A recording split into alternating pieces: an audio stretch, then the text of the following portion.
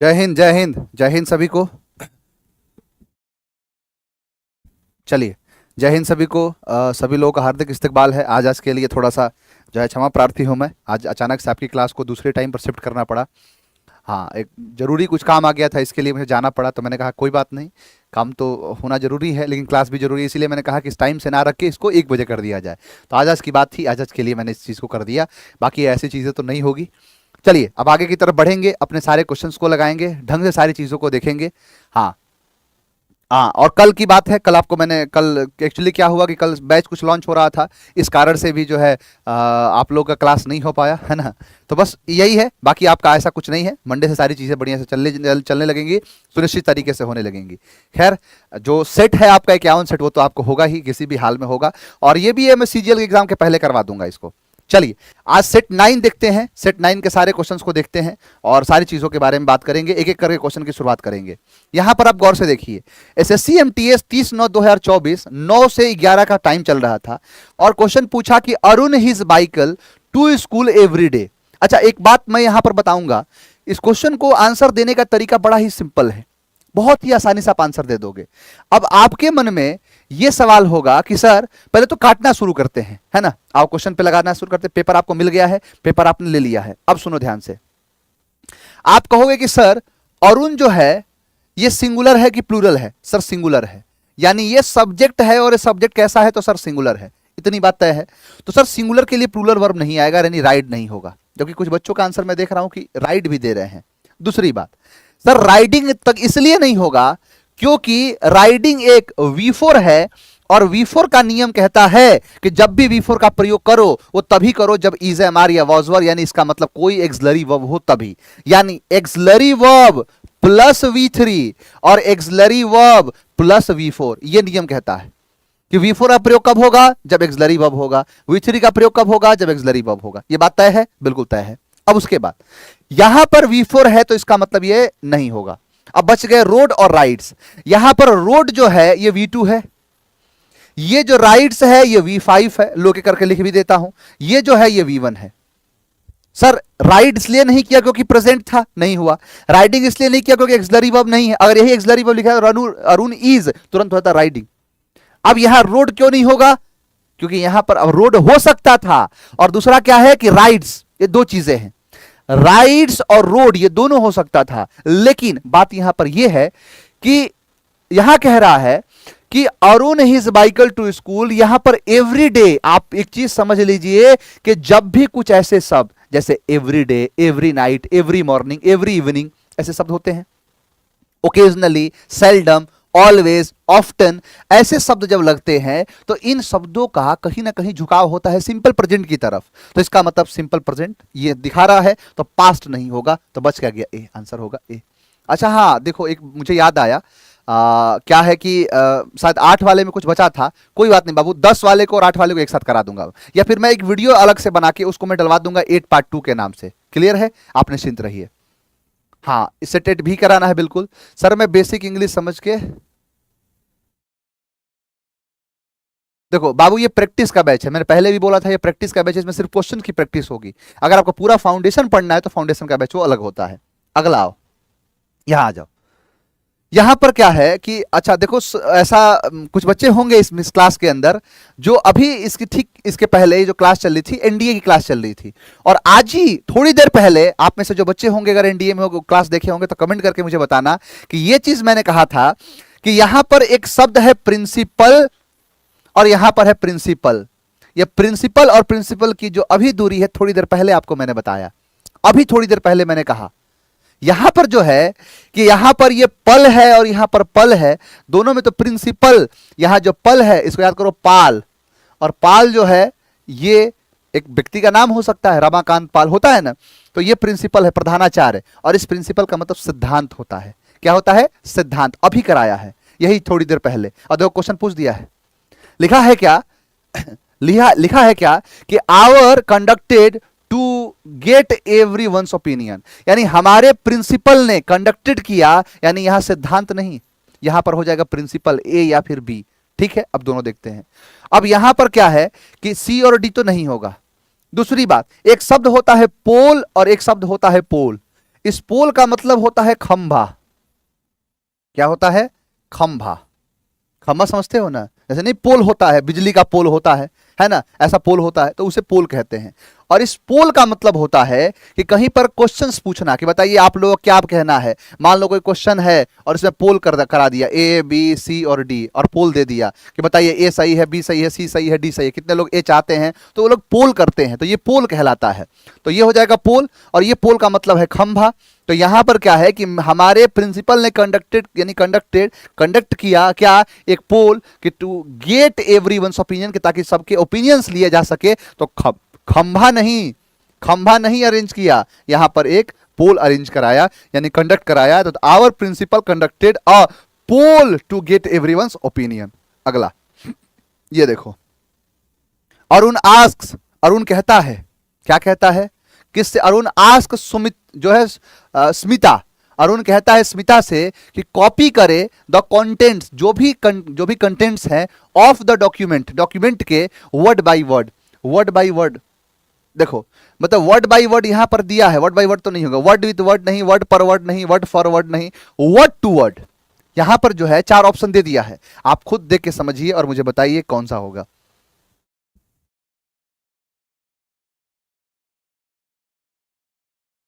बताइए। Word with word, word के साथ वर्ड, वर्ड पर वर्ड, वर्ड फॉर वर्ड, हाँ वर्ड फॉर वर्ड और वर्ड टू वर्ड, यहां पर दिया है 4।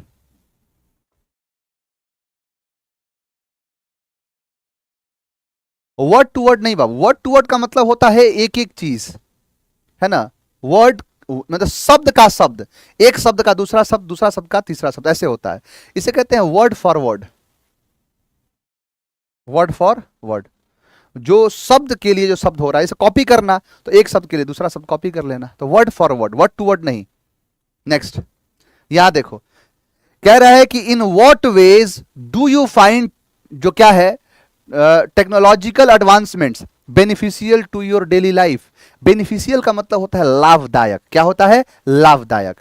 यहां पर है अन जो फैथमेबल, अनवारंटेड, अनफेवरेबल, अनअप्रोचेबल। अप्रोच का मतलब होता है पहुंचना, अनअप्रोचेबल मतलब कहीं पहुंचने योग्य ना होना। यानी कहने का मतलब यह है कि बेनिफिशियल का मतलब क्या हो जाएगा? लाभदायक। देखो फैथमेबल का मतलब होता है अथाह, यानी जिसे कोई था ही ना हो, जैसे कोई फैथ ही ना हो, यानी अथाह। अनवारंटेड का मतलब क्या होता है? वारंट दो ही नहीं होता है, वारंट है, जैसे पुलिस आती है कि आपके खिलाफ वारंट है, यानी आपको सूचित किया जाता है। अनवारंटेड मतलब क्या है? जो अनुचित तरीके से, बिना वारंट के। अनफेवरेबल मतलब प्रतिकूल, प्रतिकूल मतलब समझते हो, एक होता है अनुकूल, किसी चीज के अनुकूल है। अनुकूल मतलब होता है कि जैसे समान, जैसे मान के चलो आप गाड़ी चला, साइकिल चला रहे हो, और जिस दिशा में आप साइकिल चला रहे हो उसी दिशा में हवा है, तो हवा आपके अनुकूल है। प्रतिकूल का मतलब होता है ठीक उल्टा, अनुकूल का उल्टा प्रतिकूल, फेवरेबल अनफेवरेबल, ये 2 चीजें होती हैं। तो यहां पर क्या है कि उसके बाद है अनअप्रोचेबल। अनअप्रोचेबल का मतलब जहां पहुंचा नहीं जा सके, जहां पर जाया ना जा सके, बेजोड़ कहलाता है ये। क्या कह रहा है ये कि बेनिफिशियल का मतलब होता है लाभदायक, तो अनफेवरेबल का मतलब हो जाए जो आपके लिए अच्छा ना हो। उल्टा पूछ रहा है तो आंसर क्या हो जाएगा? सी। बहुत बढ़िया। नेक्स्ट आओ, देखो यहां पर है इनकरेक्टली स्पेल्ड एक्सप्लानेशन, एक्सप्लानेशन होता है EXPLANETION, एक्सप्लानेशन। आंसर क्या हो गया? ए। अगला आओ, यहां पर है रिस्ट्रेंट करना। रिस्ट्रेंट का मतलब होता है कि किसी चीज को, मतलब नहीं कहते हैं आत्मसंयम बनाए रखना, आत्मसंयम बनाए रखना, यानी सेल्फ कंट्रोल बनाए रखना, या सेल्फ कंट्रोल किया, कंट्रोल नहीं कंट्रोल, सेल्फ कंट्रोल नहीं कंट्रोल। तो सेल्फ कंट्रोल जो होता है उसे कहते हैं रिस्ट्रेंट करना, है ना, बचा के रखना, अपनी एनर्जी को रिस्ट्रेंट करना, बना के रखना, सेल्फ कंट्रोल करके रखना। नेक्स्ट आओ, यहां देखो फ्यूजन एक शब्द होता है, देखो एक शब्द होता है फ्यूज। फ्यूज का मतलब होता है मिलना, और इसी में ION लगाओगे तो ई को हटाओगे और उसके बाद लगा दोगे ION, तो ये बन गया शब्द क्या? फ्यूजन। तो फ्यूजन का मतलब होता है मिलन। फ्यूजन का मतलब क्या होता है? किसी चीज को मिलाने को कहते हैं फ्यूजन। जैसे आपने प्रैक्टिकल भी करा होगा कि ऐसे होता है क्या कि जब फ्यूज लगता है तो चीज मिल जाता है। रिफ्यूज का मतलब होता है हटा देना, समझ में आ गया? तो वही चीज है। तो यहां पर जो 4 शब्द दिया है कि फ्यूजन मतलब मेल, क्या कहते हैं इसको? मेल। ग्राइंड तो समझते हो, ग्राइंडर जो पीसने वाला होता है, तो ग्राइंड मतलब पीसना। ग्लाइड का मतलब होता है फिसलना, नहीं पैराग्लाइडिंग होता है कि आदमी जो उतरता है उसमें फिसलता है, तो ये फिसलन कहलाएगा। ब्लेंड मतलब होता है मिलाना, है ना, ब्लेंडिंग होता है किसी चीज का। और यहां पर देखो इंग्रेडिएंट, किसी चीज के अंदर जो खाने पीने की चीजें होती है उसमें इंग्रेडिएंट पाया जाता है, कितने मात्रा में प्रोटीन है, कितने मात्रा में ये है ना, सारी चीजें, फैट कितना है, शुगर कितना है, ये सारी चीजें उसे इंग्रेडिएंट कहते हैं। संगठन जो कहलाता है, हिंदी में तो अलग ही जो है नाम अलग तरीके से दिखाएगा, बाकी समझने पर ध्यान देना है। तो क्या हो जाएगा, ब्लेंड। ब्लेंड सिनोनिम पूछ रहा है तो ब्लेंड हो जाएगा, यानी मिलाना। क्या हो जाएगा, मिलाना, मेल करना, मिलन करना कहलाता है ब्लेंड। ग्राइंड मतलब पीस देना होता है, रगड़ देना होता है, वही चीज होता है। Sir can you increase the question of subject verb agreement and parts of. बाबू ये जो भी क्वेश्चंस है आपके एग्जाम में निकाले गए हैं सारे क्वेश्चंस आएंगे, एग्जाम में जो क्वेश्चन आता है वही आएगा ये। अब स्पेसिफिक में क्वेश्चन मैं लगातार उठा लेता हूं, देखोगे तो ये सारे क्वेश्चंस लगातार ले लिए गए हैं। देखो एमटीएस के हैं, सारे क्वेश्चंस लगातार ले लिए गए। चलो, लिखा है कि the new syllabus of final semester of MBA is very difficult. Difficult का मतलब होता है कठिन। क्या होता है, कठिन। एंटोनिम पूछा है। अब प्रॉब्लमेटिक का मतलब जो समस्या खड़ा करता है, रिजिड का मतलब होता है कि जो एकदम स्थिर है ना, ढीठ है, स्टबर्न टाइप का है, वो रिजिड कहलाएगा। परप्लेक्सिंग का मतलब होता है कंफ्यूजन वाला, है ना, परप्लेक्स, कॉम्प्लेक्स, कॉम्प्लेक्स को देख के परप्लेक्स हो गया, चौंधिया गया। तो डिफिकल्ट का उल्टा हो जाएगा इजी, ये तो लॉलीपॉप है, एमटीएस ने पूछा है, ये इजी हो जाएगा। ये इसके हिंदी मीनिंग लिखे हुए हैं। आउट ऑफ हैंड, हाथ से बाहर। नहीं कहते हैं आपका लड़का हाथ से निकल गया, आउट ऑफ हैंड हो गया। आउट मतलब बाहर, किसके, हाथ से, हाथ से बाहर चला गया। इसका मतलब अब उस पर कंट्रोल नहीं किया जा सकता है, वो हाथ से बाहर है। बल्लू तुम्हारी जेल से फरार, तो वही क्या है, आउट ऑफ हैंड। नियंत्रण जिस पर किया जा सकता है उससे बाहर। देखोगे तो मुगलों के टाइम पर बहुत सारे ऐसी रियासतें थी कि जो कहती थी क्या, कि मैं तुमसे अलग हूं। इनफैक्ट औरंगजेब का बेटा जो है, औरंगजेब का बेटा अकबर ने कह दिया कि मैं तुम्हें राजा मानता ही नहीं हूं, मैं राजा हूं, अब तुम्हारा काम खत्म। उसके बेटे ने बगावत कर दिया, विद्रोह कर दिया, तो वही क्या कहता है, आउट ऑफ हैंड हो गया, अब तुम्हारे हाथ से बाहर है ये। अब्रप्ट मतलब अचानक से, सीरियस मतलब गंभीर। देखो यहां पर अनडिसाइडेड, यानी जो निश्चित नहीं हो पा रहा है क्या सही है क्या गलत, डिसाइड नहीं हो पा रहा है, उसे अनडिसाइडेड है। अनकंट्रोलेबल उसे कहते हैं आउट ऑफ हैंड, अनियंत्रण जो होता है। तो आंसर क्या हो जाएगा, सी। सारे बच्चों ने आंसर दिया है। अगला देखो, अब ये क्वेश्चन क्या है, इस क्वेश्चन क्या कहलाता है। सर इस क्वेश्चन का नाम होना चाहिए लॉलीपॉप क्वेश्चन। कौन सा एग्जाम का है पता नहीं चल रहा है, अच्छा जगह नहीं था इसलिए नहीं लिखा है। ये क्वेश्चन देखो, इस क्वेश्चन को क्या कहोगे।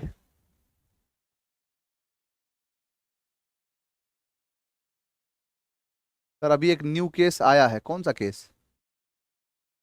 देखो क्या कहा था आपसे, जो कहा था वही फिर से कहूंगा, एक बार नहीं, 100 बार नहीं, 1000 बार कहूंगा।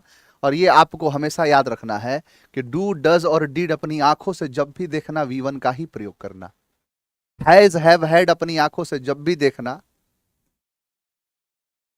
हमेशा V3 का प्रयोग करना। इज, एम, आर, वॉज, वर के साथ हमेशा V4। अच्छा एक चीज है यहां पर, दो चीज, अगर एक्टिव वॉइस हो तो V4, पैसिव वॉइस हो तो V3। क्लियर। तो यहां डू, डज, डिड के बाद सदैव क्या होगा, V1। क्या होगा हमेशा, तो V1। और देखो मैंने कहा कि डीड के साथ गिव होगा, नहीं सर, तो फिर गिवन भी नहीं होगा, गेव भी नहीं होगा, और करेक्शन तो होगा ही, तो आंसर सी। और देखो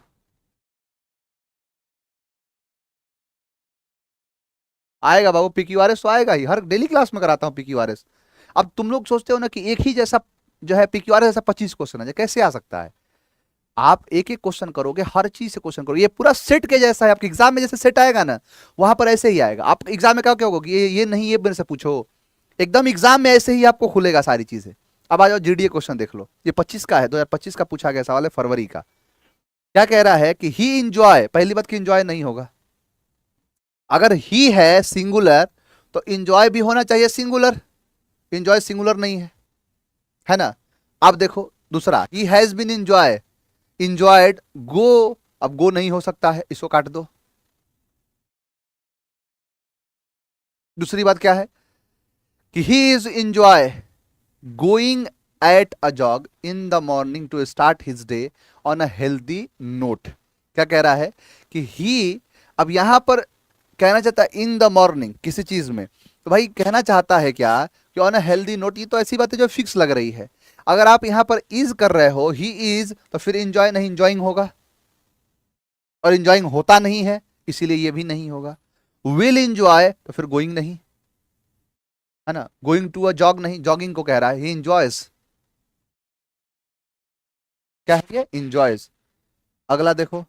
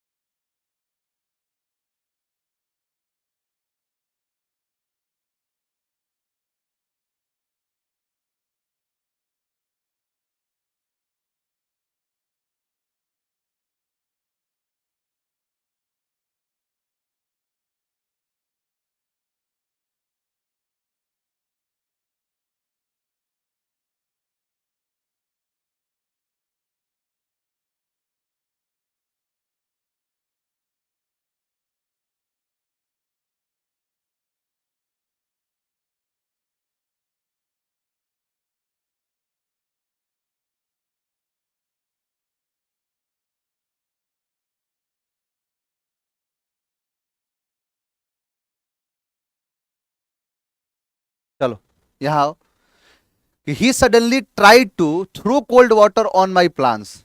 अब देखो यहां पर क्या है कि थ्रो मतलब होता है फेंकना, कोल्ड मतलब होता है ठंडा, वाटर का मतलब पानी, यानी ठंडा पानी फेंकना।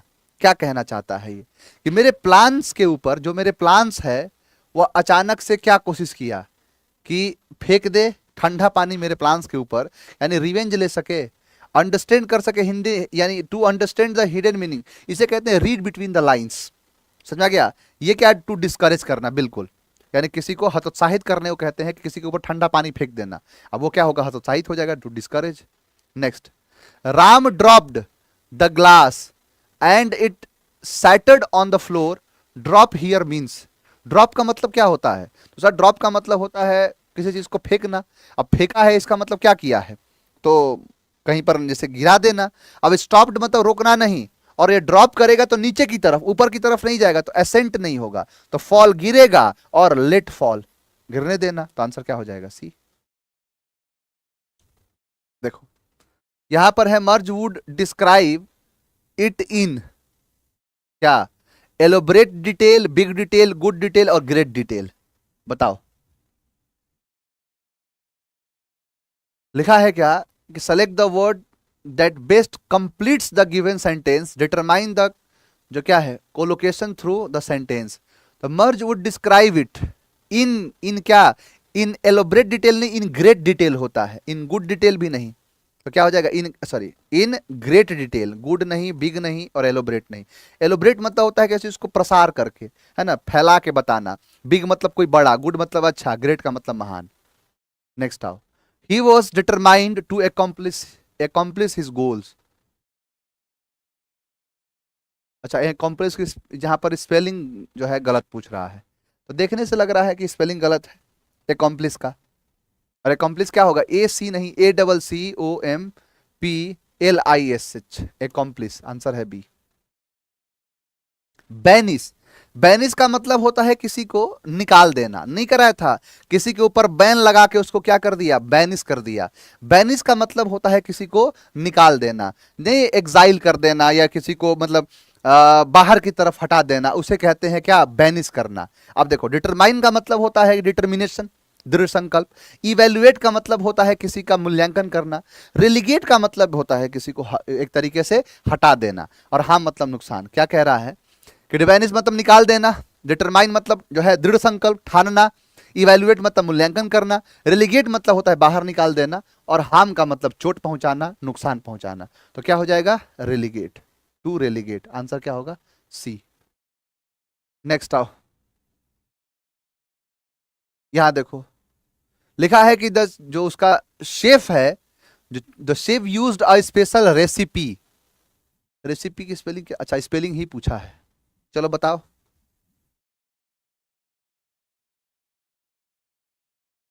गुरमे डिश, इसको गुरमे, गुरमेट मत पढ़ना, इसे गुरमे कहते हैं, जो बड़ा अच्छा खाने पीने की जो अच्छी चीजें होती है उसे कहते हैं।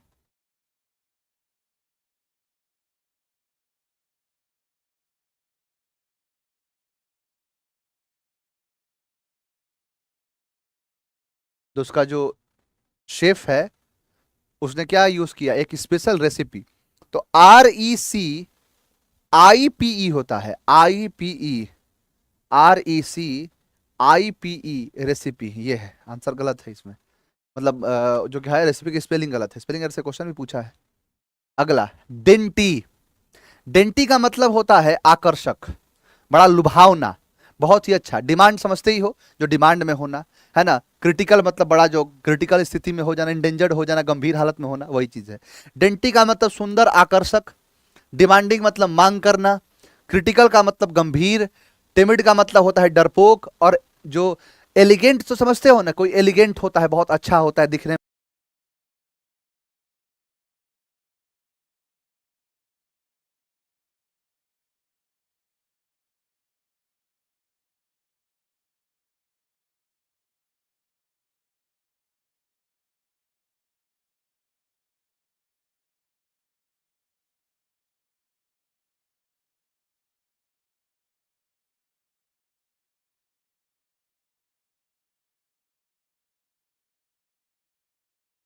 चलो सही हो गया होगा बाबू, थोड़ा सा दिक्कत आया था, अब सही हो गया होगा। चलो यहां देखो, मैंने कहा डाई का मतलब होता है दो, ये तो समझ में आ गया, ये तो आ गया था समझ में ना तुमको।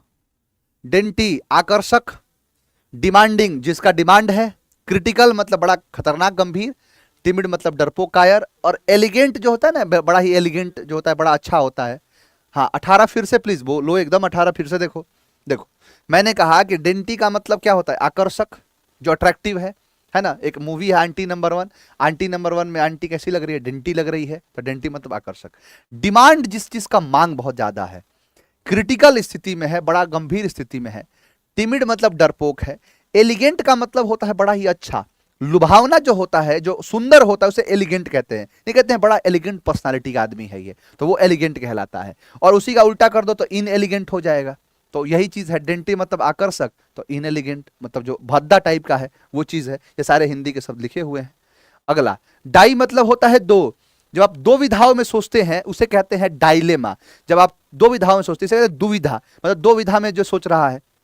हाँ प्लाइट का मतलब दुर्दशा, किसी का बिगड़ा हुआ स्थिति हो उसे कहते हैं। वोर्न का मतलब होता है फटा हुआ, जो फटा हुआ है, वोर्न तरीके से है वो है। पोर्शन मतलब होता है हिस्सा, हिस्सा एक भाग, इसलिए वन पोर्शन, इसका एक भाग, तो वही भाग है। सिचुएशन का मतलब परिस्थिति, तो क्या है दुविधा।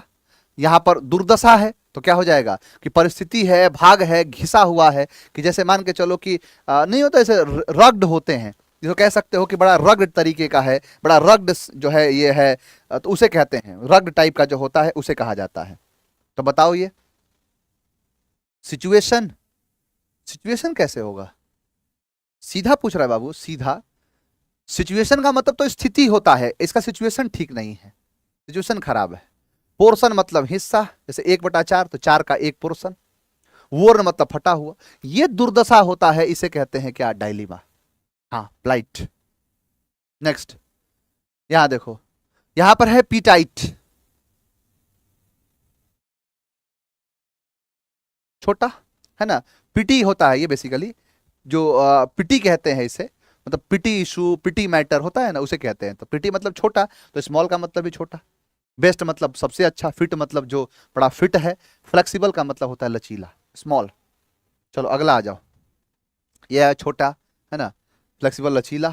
चलो यहाँ आ जाओ, आ जाओ अपने क्लोज टेस्ट पर। देखो अब जाके अब धीरे धीरे आपको रियलाइज होगा कि सर अब आधे घंटे में क्वेश्चन बन रहा है, अब क्वेश्चन बढ़ाया जाए तो क्वेश्चन अब बढ़ेगा। अब अच्छे खासे क्वेश्चन और लेके आऊंगा मैं, है ना। चलो यहां देखो, पहले लिखा है कि आजादी ka Amrit Mahotsav is N by the government of India to celebrate and remember 75 years of independence and the beautiful history of its people, culture and achievements. This Mahotsav is to the people of India who have not only been instrumental to bring India this far in its जो है evolutionary journey, but also the power and potential to realize Prime Minister Narendra Modi's of जो activating India 20, जो fuelled है, जो fuelled by the spirit and Atmanirbhar Bharat, the formal journey of Azadi ka Amrit Mahotsav began on 12 March 2021, beginning और to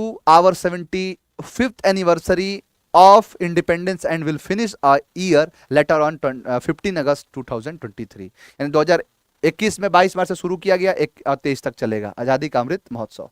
चलो समझ में आएगा बाबू, समझ में काहे नहीं आएगा? कारण क्या है? कारण क्या है कि यहां पर जितनी सारी चीजें जब बढ़िया से आप पढ़ोगे तो आपको समझ में सारी बातें आ जाएंगी, है ना? अच्छा चलो, अच्छा ठीक है, जब ऐसा क्वेश्चन आएगा प्राची तो मैं बिल्कुल उस पर ध्यान दूंगा, उस पर मैं आपको ढंग से बताने की कोशिश करूंगा। चलो, कह रहा है कि आजादी का अमृत महोत्सव, जो आजादी का अमृत महोत्सव है, is an bye the government of India. Is an क्या है? एसोसिएट है, ऑब्लिगेशन है, इनिशिएटिव है या ओकल्ट है? तो एक शुरुआत है, यानी ये एक इनिशिएटिव है। क्या है? एक इनिशिएटिव। यानी कि आजादी ka Amrit Mahotsav is an initiative by the government of India to celebrate and remember, celebrate करने के लिए और याद करने के लिए, याद रखने के लिए कि 75 ईयर्स ऑफ इंडिपेंडेंस, कि 75 साल की जो आजादी के टाइम हुए हैं, यानी आजादी के 75 साल, and the beautiful history of its people, और एक बड़ा ही खूबसूरत सा इतिहास जो पढ़ाया नहीं जाता, जो बताया नहीं जाता, वो इतिहास उनके लोगों का, और किसका? कल्चर का, और किसका? अचीवमेंट्स का।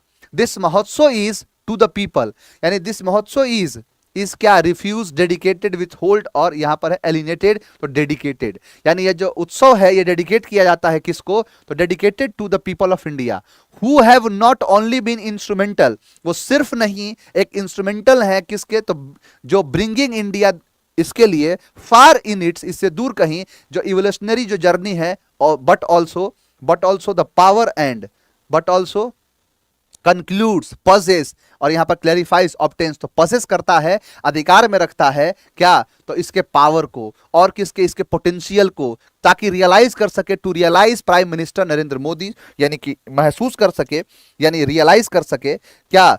कि रियलाइज कर सके कि नरेंद्र मोदी ऑफ जो क्या है? जो एक्टिवेट करता है India 20।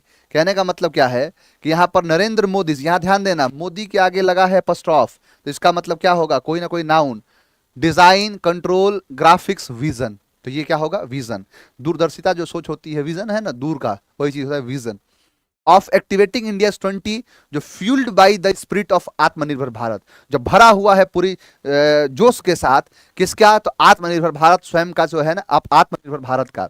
The formal journey of Azadi ka Amrit Mahotsav began on, यानी जो प्रारंभिक जो जर्नी है इसका 12 मार्च से जो है क्या शुरू हुआ? 12 मार्च 2021 से, bringing a to our 75 anniversary of independence, यानी beginning a allocation, breakdown, count down, हाँ तो count down, beginning of count down, नीचे की तरफ आना है ना, एक एक दिन घटना, तो क्या है? Beginning a count down to our 75 anniversary of independence and will finish a year later on 15 August 2023।